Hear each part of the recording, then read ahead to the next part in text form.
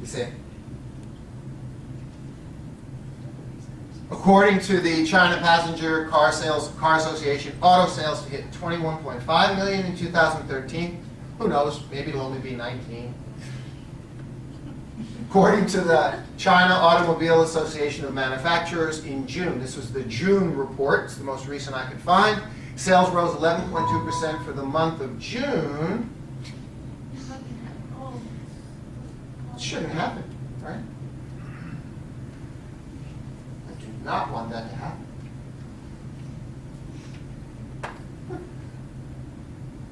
Should be okay.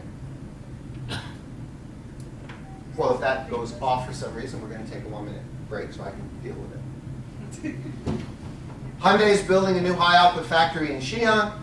GM's Buick Excel, if you don't know it, is the top-selling car in China, top mid sedan. Domestic. Oh, by the way, I'm thinking in 6 months of buying a Hyundai iX35 SUV. My wife and I want to have a car that's higher.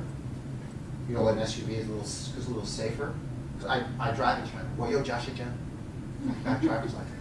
Which That's why I'm knowing. my friend David said, yeah. Oh, you don't want to hit that thing? No. But I might not. I might buy the Zhanghuai S5, which is like identical. Okay? And comes with a 5-year, 100,000 kilometer warranty instead of a 2-year, 40,000 kilometer warranty. So I'm letting you know, Chinese domestic car manufacturers had quickly upped their quality to compete. Okay? Sort of a little side note. We see the same thing in retail, food service, tourism industry. Cruises are on sale at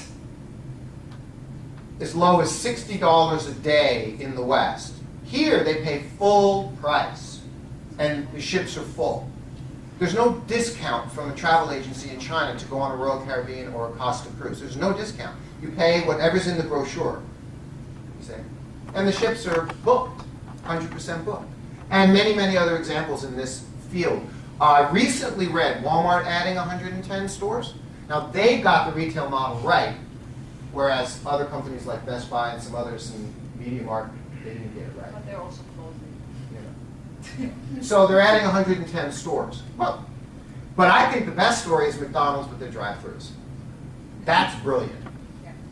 And I think that's going to make them be very, very successful. I mean, it makes perfect sense. So many people driving around in their cars now, and in my wife's hometown, she's up there now, Shenyang, sure enough, at the local mall, the McDonald's has a drive-thru. It's terrific. I think that might be one of the best moves I've seen. We'll find out. How many shopping malls will China need? According to Liu Menglong, 15,000, and there's only 2,500 now. How many are in the United States?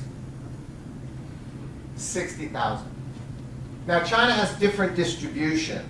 So even Liu Menglong from Capital Land knows that China does not need 60,000 malls. But he's thinking they need 15,000. And that's not considering Taobao. The world's largest online platform, which, by the way, is blacklisted by the United States Government Trade Office. Now, think about that for a second. In other words, if there was some company that was a kind of a small entity, or an unknown entity, or a middle-level player, and they were blacklisted by the U.S. Trade Government Office, no one would make a big deal about it. You wouldn't think too much about it. But it's the world's largest online retail platform, and it's blacklisted, and we know why. There's lots of fake goods available. Okay, but it's 70% of the online market, 1 billion products, 500 million registered users, 100 million mobile users, and it's growing at 60% per year. Not 15% per year, not 60, 30, 60. Retail sales, as you all know, are holding up very, very well around that 13, 14% number. Retail sales growth in China. Domestic consumption. Where's all the money coming from? Chinese spending on e-commerce, according to Forbes, has grown more than 70% annually, expected to reach 550 billion by 2015. It's just a couple of short years away. But the funny thing is Tmall. You know, eBay is Taobao, and Tmall is Amazon. So that's how you compare the two, okay? Tmall has their annual sale. It's called their 11/11 sale. I don't know where that came from in China, but it's 11/11. And on 11/11 last year, 230 million people were online on Tmall. That's like the population of the United States, everybody, you know. And 105 bought something, by the way. 105 million bought something. Okay. Finally, I want to take a word on Chinese product quality. Because there's again, the dialogue about China cheap products. They're only as cheap as you spec them. Spec it cheap, and they'll make it cheap. But spec it high quality, and they make it high quality. This is a studio quality audio recorder. Studio quality. It is what a Hollywood professional would use out in the field, just with these two microphones, into a 4-track digital recorder, and can even plug in 2 external XLR mics. I plug my piano directly into it. My friend Rory, who is something like corporate institutional manager of corporate institutional clients for Sao Paulo Intesano Bank at Lu Jiazui, is my trumpet player. I play jazz piano. So I put the microphone, I put the wire into my electric piano, the other one to a microphone, Rory plays into the trumpet, and while that's recording from the 2 microphones, this is recording the whole room. I mean, this is a very sophisticated device. It's wonderful. Yahoo rated fantastic. Go buy it. And by the way, I forgot to turn it on to record. But that's okay, because I'm doing video. It's made in China. Okay? The amplifier and CD set you see up there, I own it. It's 3,000 euros. It's Vincent brand. 1,500 euros for each piece in Germany. Vincent brand in Germany. Anybody from Germany knows the brand? High-end audio. 1,500 euros per piece. It's made in China. 2 German engineered specs. So let's remember, they'll make great quality. They're capable. If you spec it, they can do it. Finally, I like talking about the U.S. National Export Initiative, and this should make all of you Europeans laugh. Yeah, you know, this is just where the United States just missed the ball. Just stayed out of the game for way too long.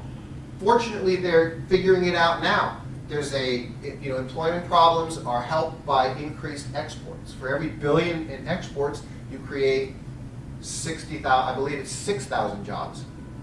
Okay. Record levels in growth in U.S. exports to China have hit 110 billion.